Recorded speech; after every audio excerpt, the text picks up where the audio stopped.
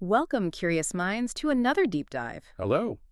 Today, we're plunging into a stack of sources that reveal some truly intriguing intersections of law, politics, and power.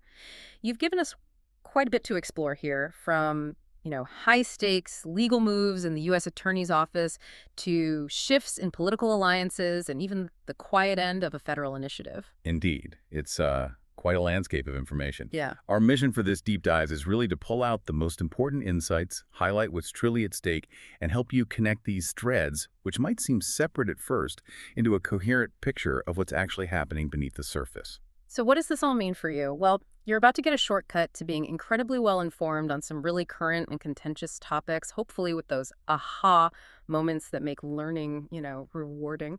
Okay, let's unpack this. We're starting with a story that honestly reads like a political thriller. It's straight out of the U.S. Attorney's Office in New Jersey. Your sources detail this really complex saga involving Alina Habba. Can you maybe walk us through the initial setup there? Yeah, what's particularly striking here is how federal law and executive action ended up on a collision course. So Alina Habba was initially installed as interim U.S. Attorney for New Jersey back on March 28th.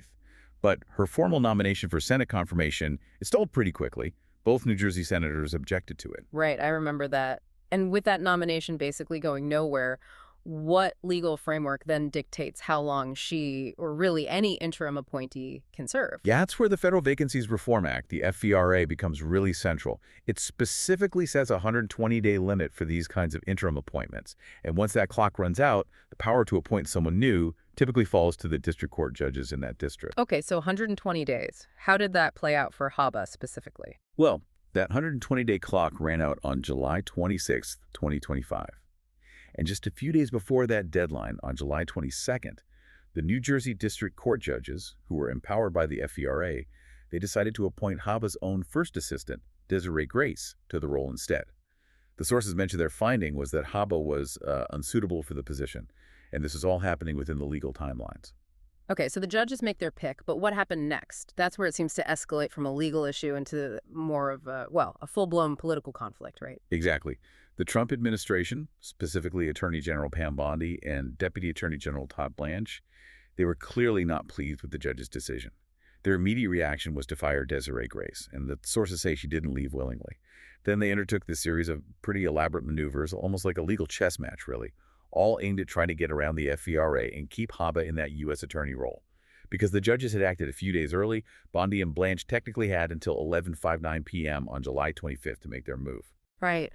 Tell us about these maneuvers. They happened on July 24th, I think. It sounds quite intricate. Oh, it was. It was this elaborate four-step sequence designed purely to put Habba back in place. First, her original nomination was quietly withdrawn. Okay, step one. Then, and this is critical, she technically resigned her interim role. Step two, immediately after that, Attorney General Bondi tried to basically create a new special designation for Habba, Special Attorney to the Attorney General. This supposedly gave her all the powers of a U.S. attorney. That's step three. A special attorney. Okay. And then for the final move, kind of theatrical almost, Bondi appointed Habba to the now vacant first assistant position. And because of a very specific rule, that automatically elevated her back to acting U.S. attorney, all thanks to her resignation minutes before and Grace being fired. Wow. That's quite a dance around the regulations, as you said. It really is. So what does this whole complex series of actions mean for the legal standing of the New Jersey U.S. Attorney's Office now? Is that legitimate? Well, the sources, they don't mince words here at all. They effectively declare, and I'm quoting loosely, none of this is legal. So what's immediately called into question, legally speaking, is the legitimacy of Habba's current role, and by extension, the authority of the entire office. Almost immediately, criminal defendants in New Jersey started challenging their prosecutions. On what grounds? Arguing that the U.S. attorney is illegitimate and simply lacks the authority to bring charges against them. Okay, that makes sense. And we hear about a hearing now before Judge Matthew Brand for a couple of August trials. Why him, and what's the potential outcome here? Right, Judge Brand, he's the chief U.S. district judge, but for the Middle District of Pennsylvania. The New Jersey judges are conflicted out, naturally, since they were the ones who appointed Grace in the first place. Okay. Now, Judge Brand has already denied motions to dismiss charges that were brought way back in 2024 under a previous fully confirmed U.S. attorney.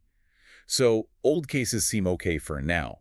However, the defendants might still be able to argue that Habba herself should be barred from prosecuting their specific cases, or even from supervising the attorneys who are working on them. Ah, okay. So if Habba herself is found to be, let's say, illegitimately appointed, what does that mean for the actual cases being handled by the assistant attorneys working under her? Are those cases all in jeopardy, or is there some kind of legal distinction? That's a really crucial point.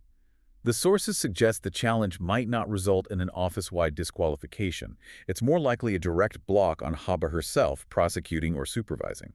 So prosecutions handled by other assistant U.S. attorneys could theoretically continue, but only if it's absolutely clear they're operating under the direct authority of the Attorney General, Pam Bondi, not Habba. And there's another wrinkle. If Judge Brand finds this whole special attorney designation to be ultra-vires, which basically means made up, illegal, beyond her authority, it could have ripple effects. It might call into question a similar appointment over in New York for John Sarcone. He's another interim U.S. attorney who got designated as special attorney to the AG after local judges rejected him. So it shows a potential pattern, not just a one-off thing in New Jersey. Exactly. It highlights the broader implications of how these legal interpretations are being used. Yeah, that legal maneuvering in New Jersey, it really underscores the high stakes when law and raw political power collide. And speaking of how power plays out, let's zoom out a bit from the courtroom. Let's see how some of these broader political currents might be affecting public sentiment. Our sources point to some really fascinating shifts, or maybe just expressions of discontent within the Republican base, particularly as articulated by Michael Savage. All right, Michael Savage. For listeners who might not be familiar, he's a major, very influential voice on the American right, particularly strong within that kind of cultural nationalist movement. He commands a very large audience.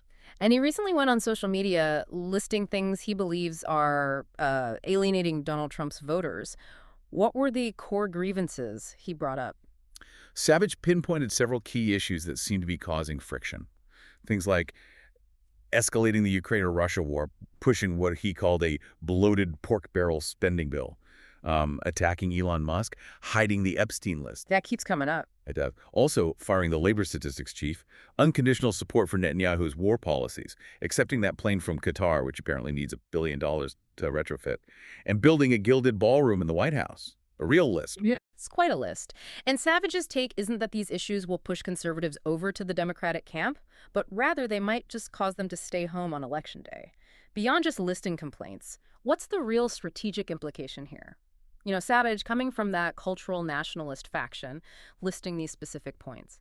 Is it just grumbling, or is it something deeper about how influence might be shifting? That's a great question.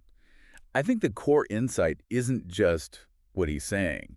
I mean, others have pointed out these potential liabilities too, is more about who is saying it and how it's framed. Savage represents a really crucial, sometimes overlooked part of the base.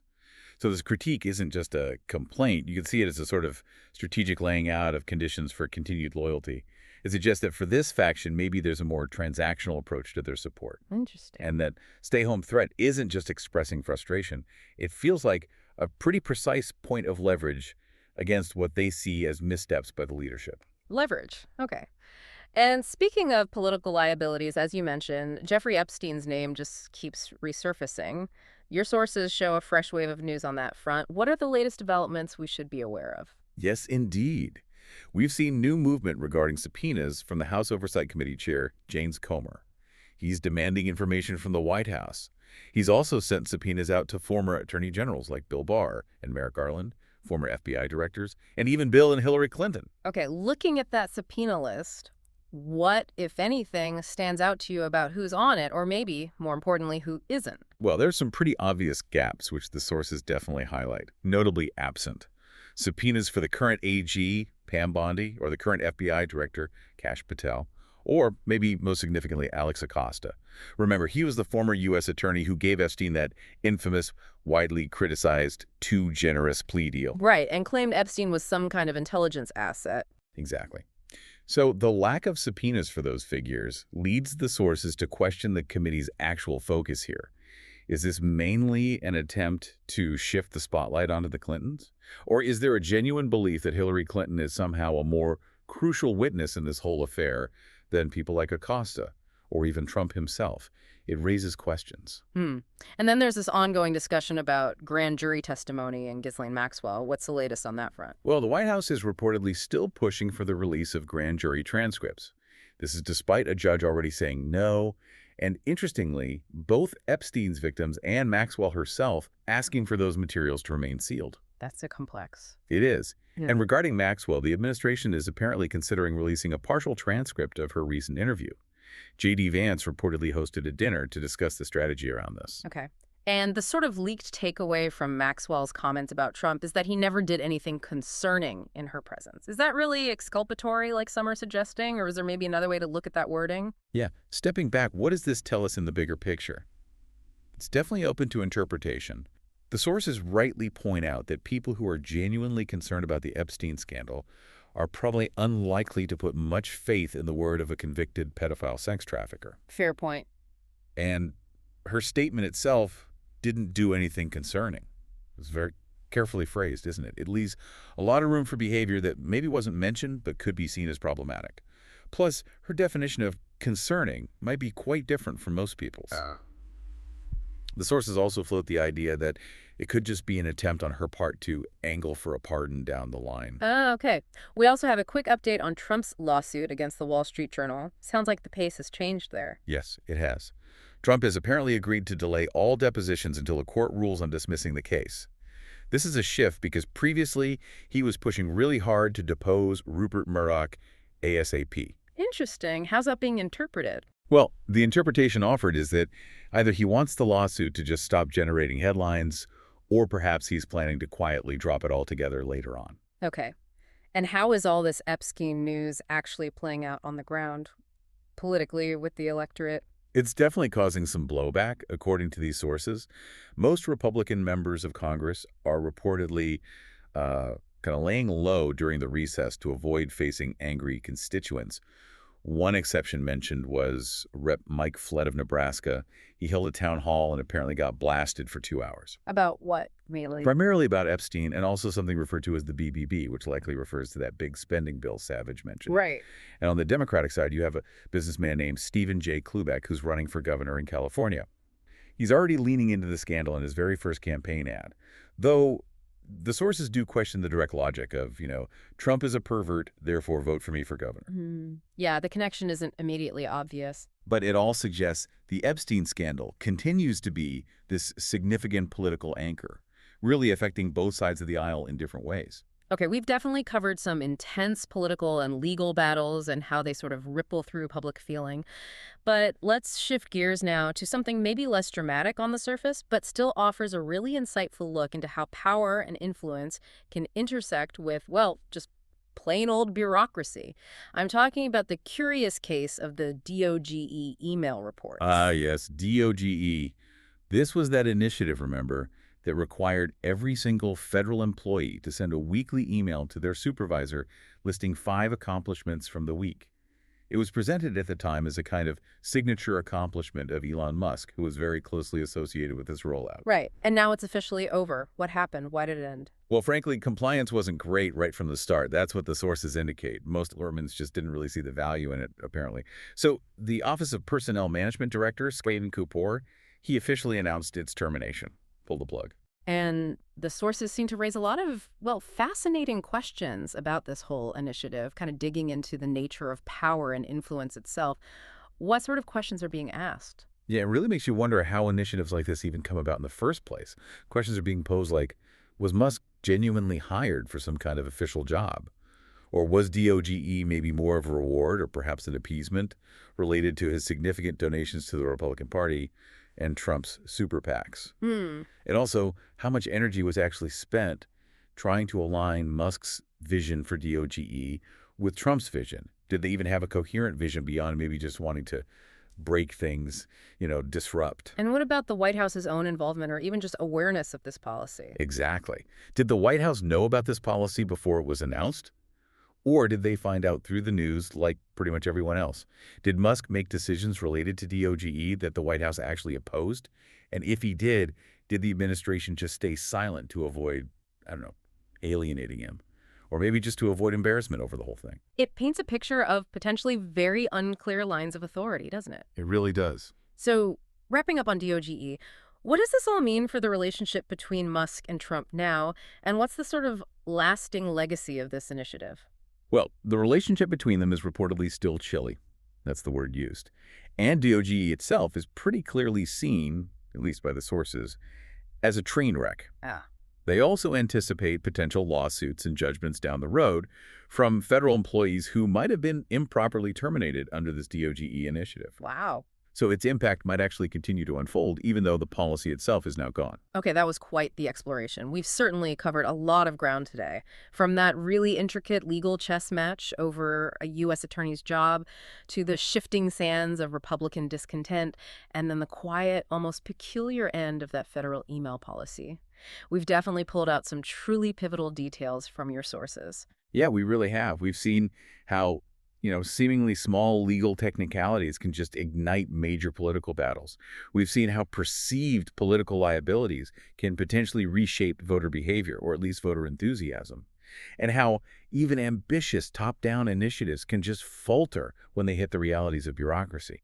The underlying threads really are about power, influence, and that constant struggle for control. They run through all these stories, even if they seem separate. Absolutely. And our goal for you, the listener, was to give you a clear, concise, and hopefully incredibly informative overview of these complex narratives. You should now be equipped with the crucial facts and, importantly, the why it matters behind them. So stepping back from the details, maybe what this tells us about the broader context is something for you to ponder. In this era of just incredibly rapid information flow and really complex political and legal maneuvering, how do we as informed citizens discern not just what is happening, but maybe more importantly, who actually benefits from these actions and what kind of precedent is being set, even in incidents that seem isolated or purely technical at first glance? It's about looking for those patterns in the chaos. Right? Exactly. Definitely something to chew on long after this deep dive wraps. Thank you so much for joining us for this deep dive. Until next time, keep that curiosity alive.